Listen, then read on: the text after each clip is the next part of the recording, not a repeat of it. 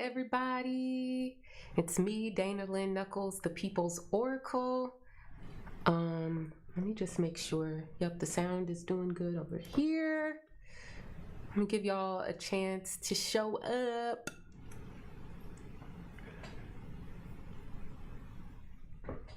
Welcome, welcome, welcome. Hey, everybody on Instagram. Hello to everybody on YouTube. Yoo-hoo. Let me pull up my little notes here.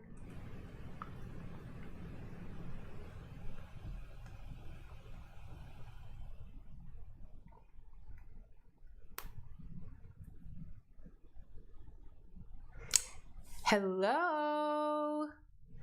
Good afternoon, everybody. Hello. Hey, Lana and Mariah. I'm excited. Very excited.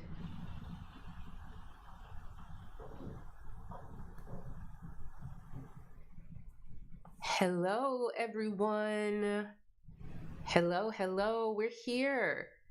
What's today? Saturday, May 14th, 2022. We are here, well, I'm here to offer a reading for the full moon lunar eclipse in Sidereal Scorpio. You guys, this is the last eclipse in the Sidereal Taurus and Scorpio sign pair. If you've been here since 2020, you know that this series of eclipses I have called Decolonizing the Survival Instinct. Recently, I made a playlist of every single reading that I offered for the eclipses in this series. This is the last one. I'll add this one to the playlist as well. And if you didn't watch those videos, if you weren't there for the live, I very strongly suggest that you watch the recap. Just because this eclipse series is ending does not mean the story is ending. We're literally just flipping the coin to the other side of Venus and Mars, which are Aries and Libra. We began that new eclipse series with the new moon solar eclipse in Sidereal Aries 2 weeks ago. So today, I've called my word for this reading, for this full moon lunar eclipse in Sidereal Scorpio, the Tower of Babel. I'm gonna tell y'all the story of why we're doing this shortly, but I want you all to pull out your 2022 Sidereal Astrology Guide. I know a lot of you guys took advantage of the 20% off in my shop that I had through, what was that, last week Wednesday or earlier this week Wednesday. I want to start in the May summary and just read what I wrote about this eclipses. Thank you all so much. Y'all so sweet. I like to be called pretty. So I'm just going to read a quick excerpt from this guide. This is the monthly summary for May in my 2022 Sidereal Astrology Guide. I'm gonna read it looks like 3 paragraphs here. I'm starting from, actually, I'm gonna start from the top. The 2020 deja vu continues with more stories from that year coming full circle and others seeming to repeat verbatim. What did we not learn or get right that we have the opportunity to double back and revisit?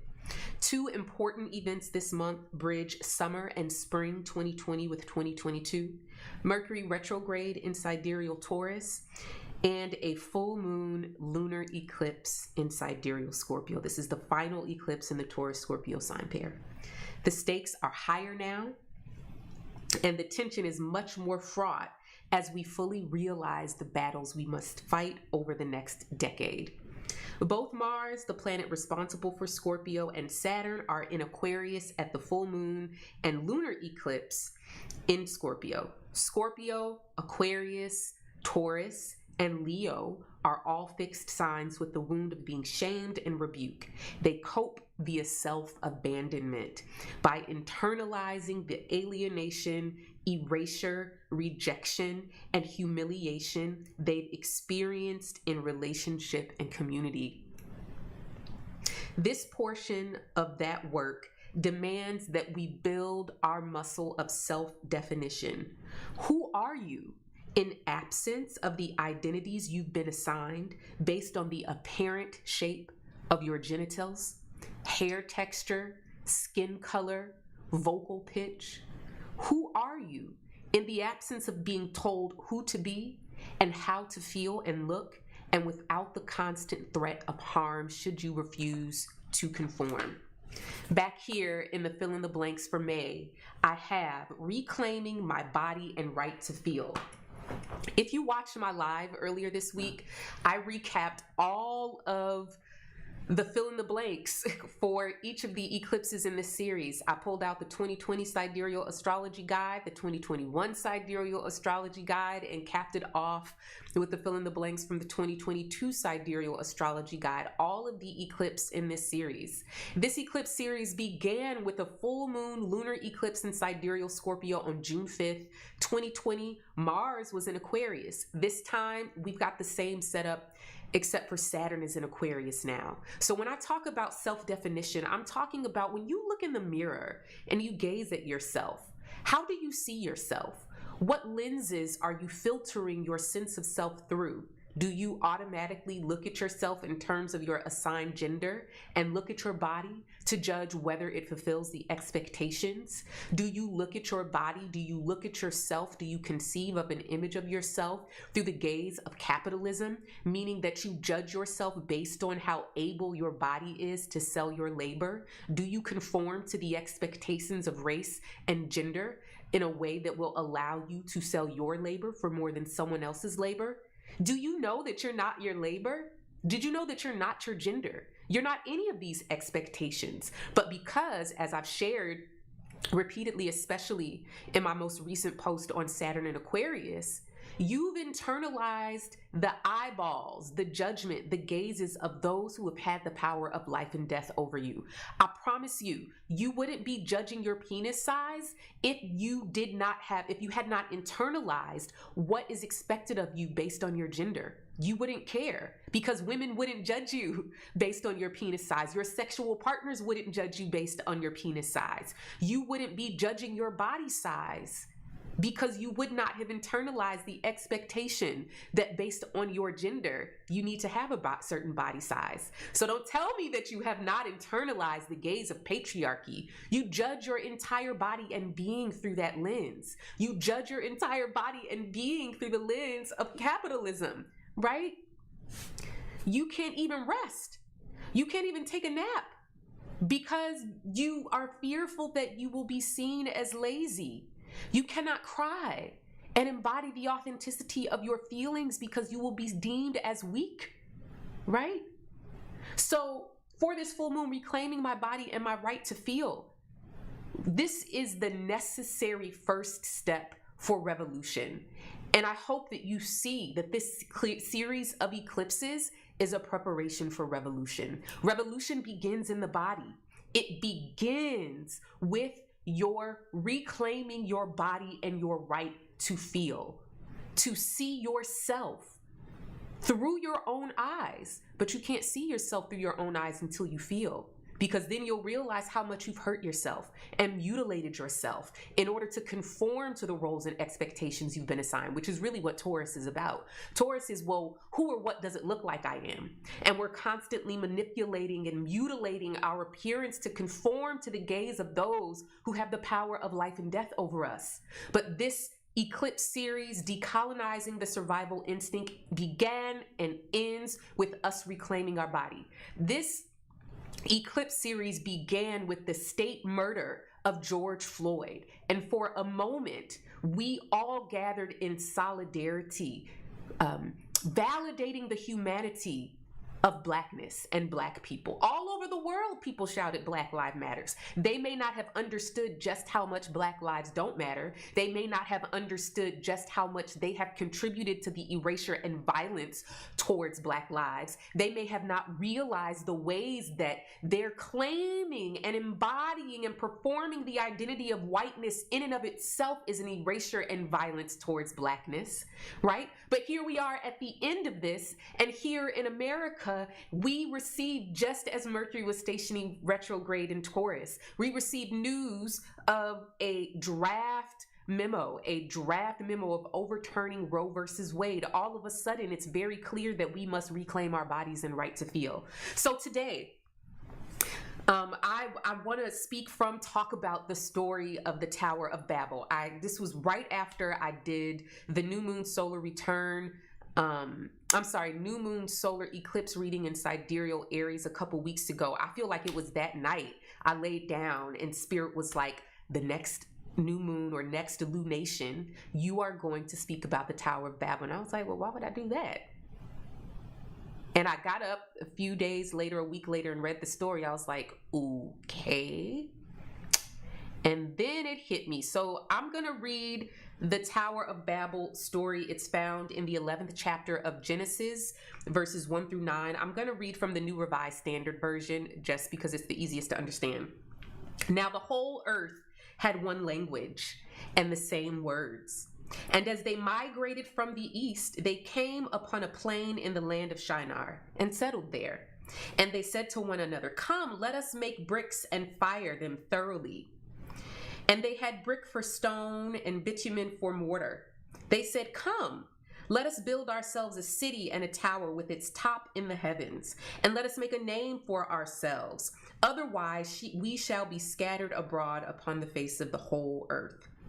The Lord came down to see the city and the tower which mortals had built. And the Lord said, look, they are one people, and they all have one language. And this is only the beginning of what they will do. Nothing that they propose to do will now be impossible for them. Come, let us go down and confuse their language. Ooh, I'm getting chills. So that they will not understand one another's speech. So the Lord scattered them abroad from there over the face of all the earth and left off building the city. Therefore it was called Babel, because there the Lord confused the language of all the earth, and from there the Lord scattered them abroad over the face of the earth. So, for those of us who attended church at any point or grew up in church, we were taught this story within the context that this is about humans doing the most, right? This is a story about humans trying to be like God, and that God's punished this. The Lord punished this. And did this by saying, well, now y'all not going to know each other's language, right?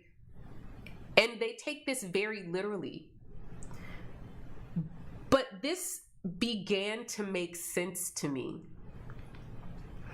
There was a comment that someone made on Twitter. And I can't remember the context of the conversation, but my response was, well, why do you think that we all speak English? Why is it that everyone across the world strives to speak English? Why is that? And then it hit me.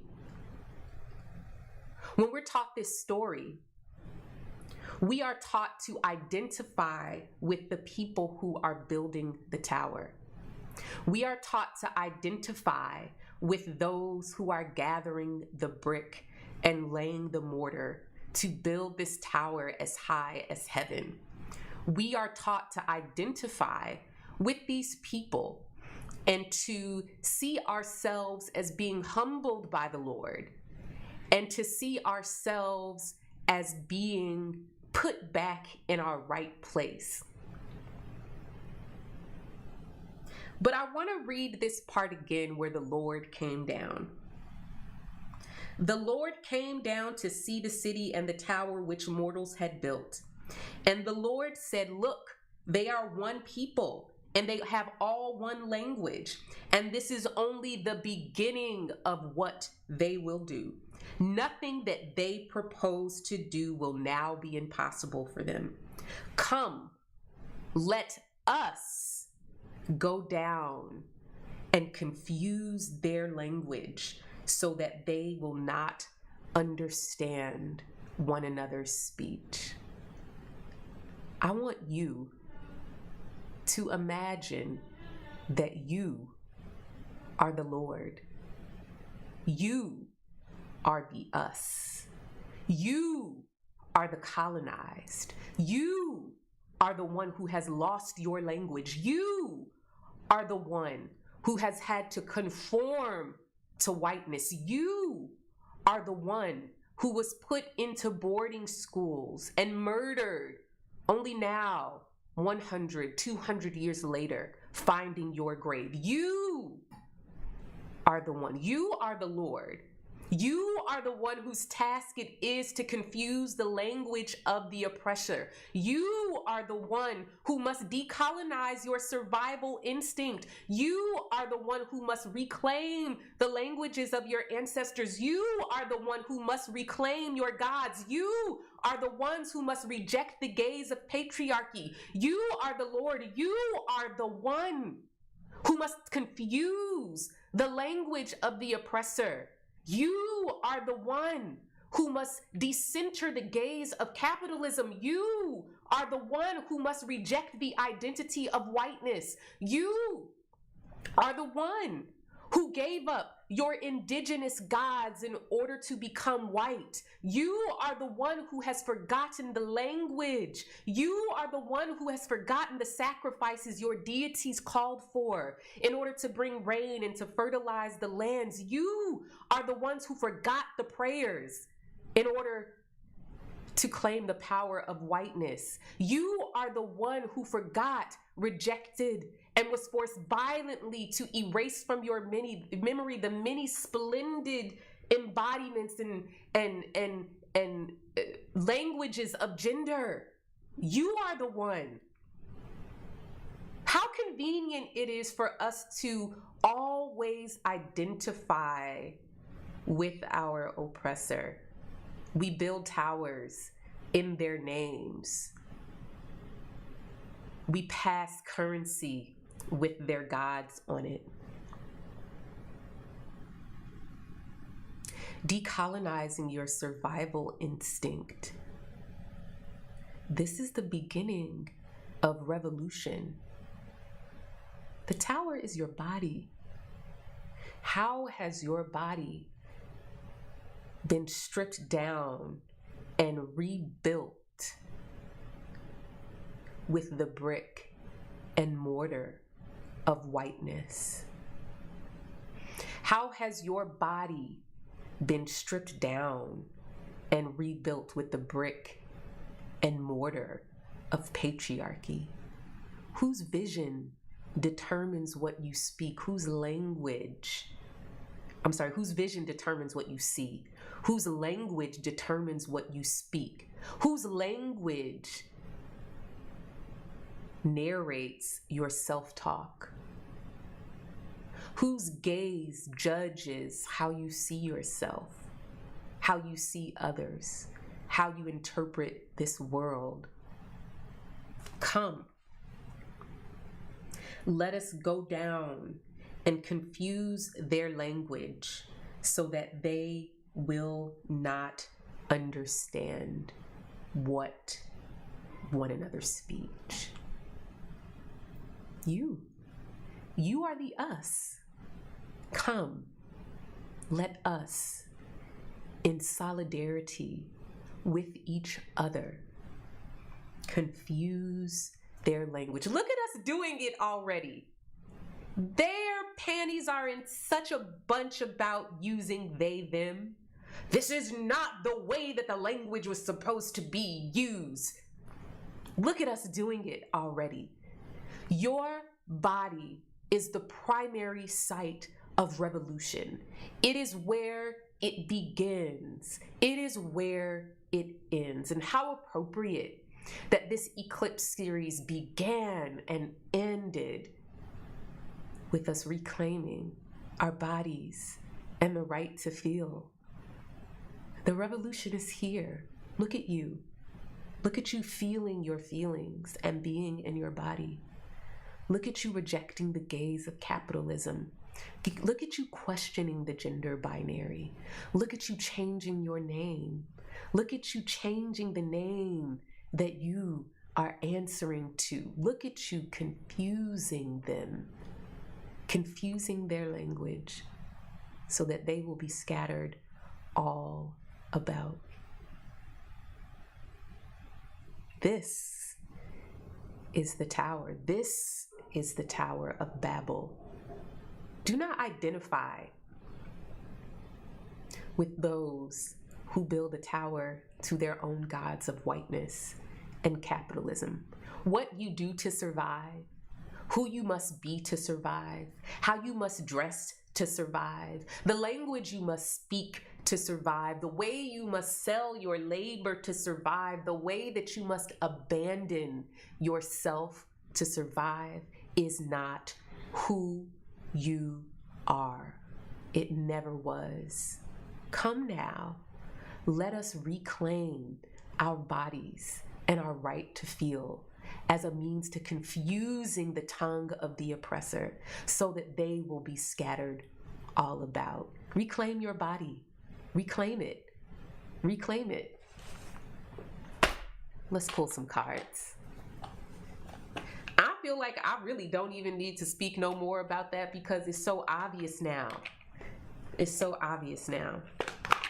I've got Jessi Jumanji's Afro Tarot 2.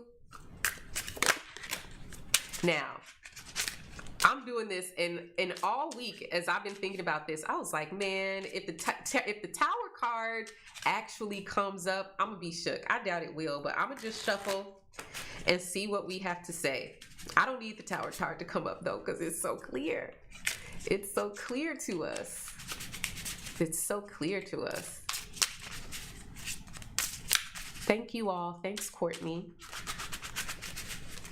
Whew. I feel really shook up in my bones. I really strongly suggest that you watch the live I did on Instagram earlier this week where I talked about these eclipses and I broke down the path of how we got here. So, excuse me. We've got the devil.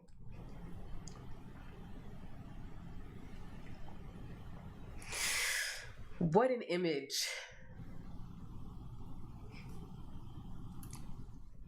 This card, I love Jessi Jumanji. Shout out to them. In this particular depiction of the devil, there's obviously this person here in this garb, but these people are working in a field of trash. It looks like disposed of cables, but it's really making me think about the ways that our bodies have been colonized and how this is really the primary site of revolution, but also the primary site of colonization. And it's the primary site of revolution because our bodies have been the primary site of colonization.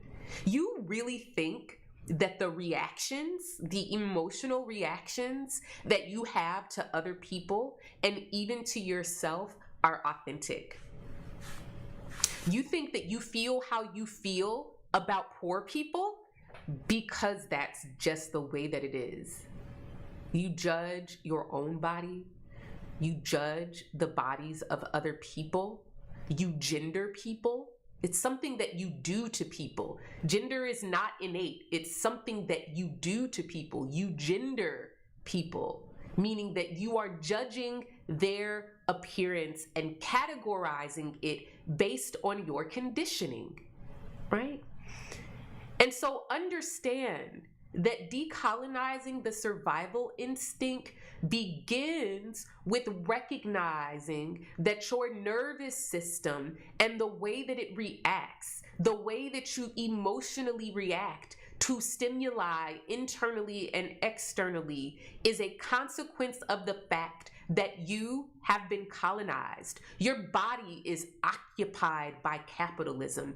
Every single thing that you feel is interpreted within the context of, is this going to disrupt my capacity to sell my labor? Is this going to disrupt my capacity to sell my labor for more than someone else's? So you look at other people's bodies and you judge other people and what they have done and where they come from and what they look like. And you judge them based on, do they have the right to sell their labor for more than I sell my labor for? How dare they demand to make more money for their labor than I make for my money? How dare they? You look at trans people with envy. How dare they escape the prison of gender? How dare they escape the prison that they were assigned based on what their genitals look like? How dare they reimagine themselves outside of who they've been told they have to be? I don't have that freedom. I don't have that freedom to act and be and name and dress and walk and dance and sing and color and frolic independent of what gender I've been assigned based on my genitals. How envious of you. Don't you want that freedom for yourself? Don't you want the freedom from your own body as the primary site of colonization? Don't you want to be able to imagine and be a self independent of others? Don't you want to escape the constant threat of humiliation and violence that is put towards you from men, from patriarchy, from capitalism, from the police, from the government, from your own mother, from your wife, from your children, from everyone? Don't you want freedom from that? It begins with feeling. It begins with acknowledging the fear. You men are afraid of the violence that will be exacted upon you if you look too gay, too weak, too small, too effeminate, too sad, feeling too much, caring too much about your lover, not caring enough about the things that they told you. You're afraid of the humiliation. You are terrified of the violence because you've been feeling the violence and experiencing the violence your whole life. Man up. Don't cry. And for those who identify as women, your weakness is not innate to your biology. You are socially conditioned. Look at the shoes that they put on your feet as a child. Your shoes were not made for running. Your shoes were made for looking pretty. Your clothes were not made for play. Your clothes were made to look pretty. Your weakness is a conditioning. You are not inherently biologically weak. You have been conditioned that way. Don't pick that up. You'll hurt yourself. Don't run too fast. You'll fall. Men, your lack of emotional intelligence is not innate to your gender. You were conditioned to hate yourself. You were conditioned to associate feeling with femininity. And the last thing that you would ever want to be seen as is feminine because it will elicit violence from other men. And so you hate anyone or anything that looks or behaves as feminine, even if it's yourself. We are reclaiming our bodies and the right to feel. How fascinating it is, even in the privacy of our own imaginations, even within the privacy of our own bodies, we see, imagine, and feel as if patriarchy resides inside of our nervous systems, as if capitalism is within the nerves and synapses in our brain. Incredible. 6 of Staves. This is a positive card. This says it's possible.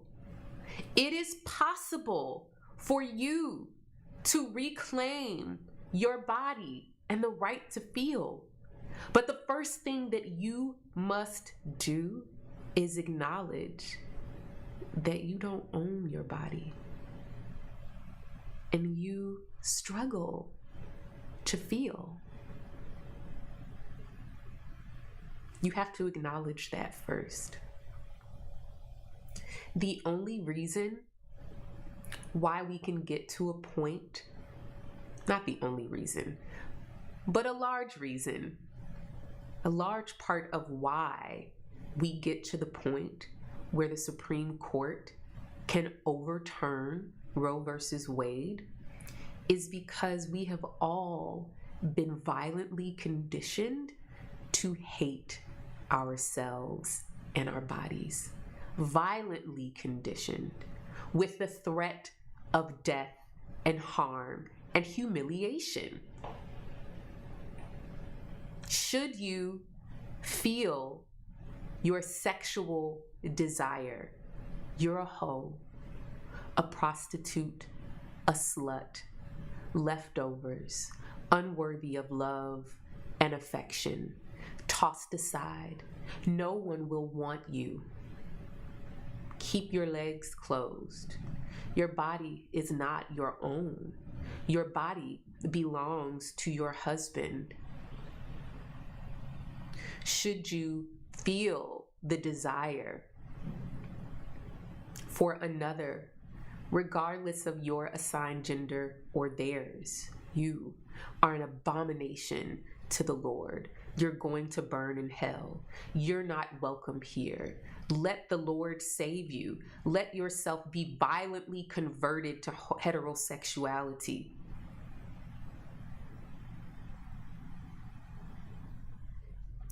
Do you really understand what I'm saying here? When I say that your body is not your own, you have been conditioned to believe that the most efficient, best way to organize society is through capitalism.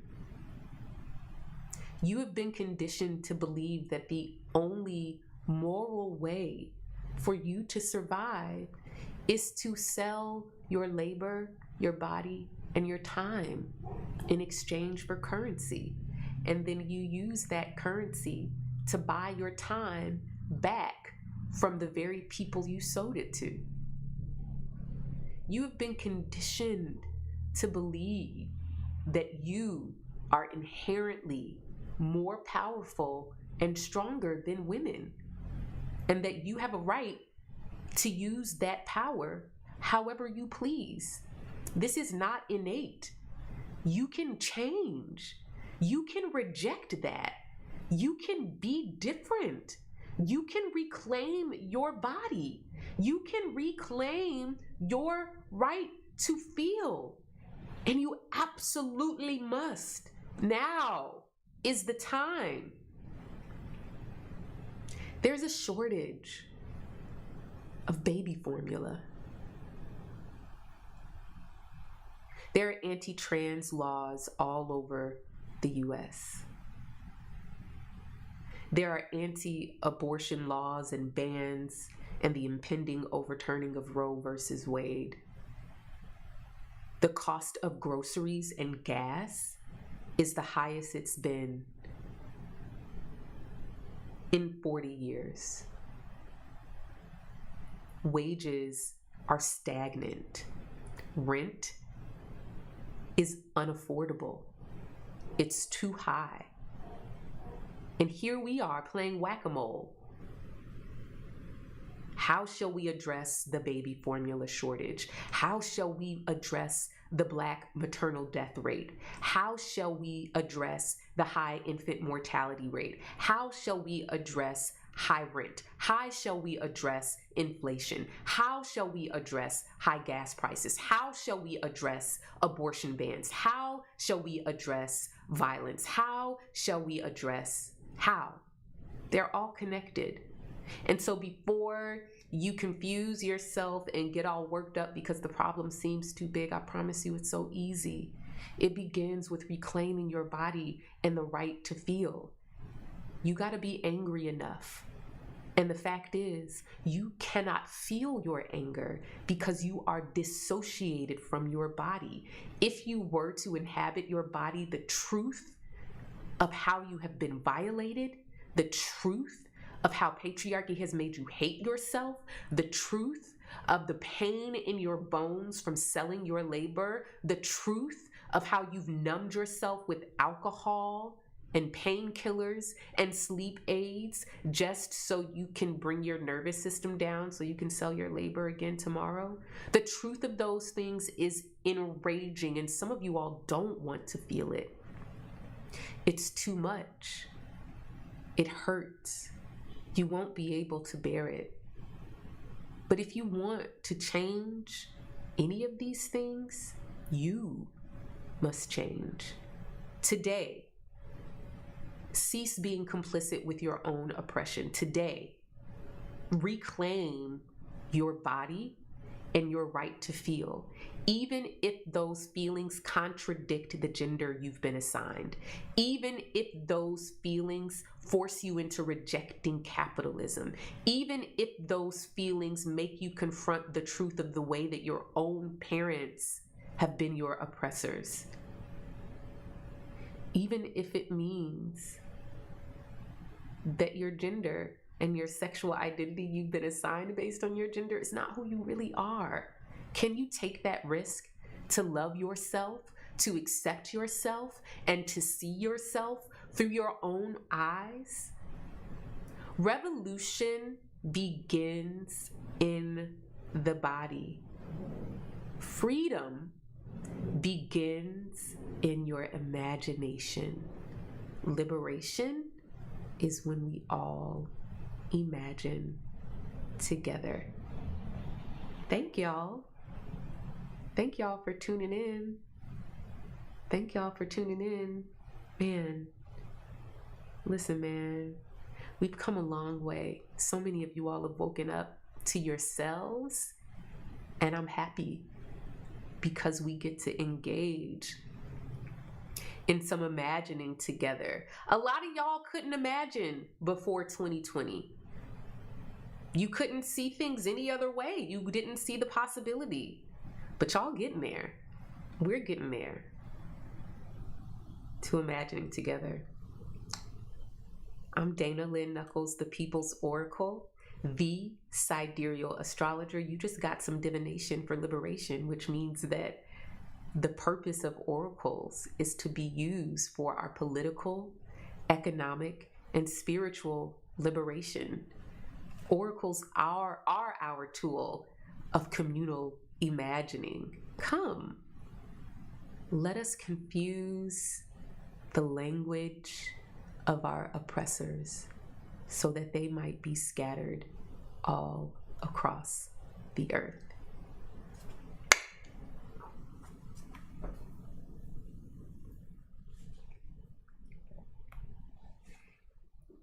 Thank y'all.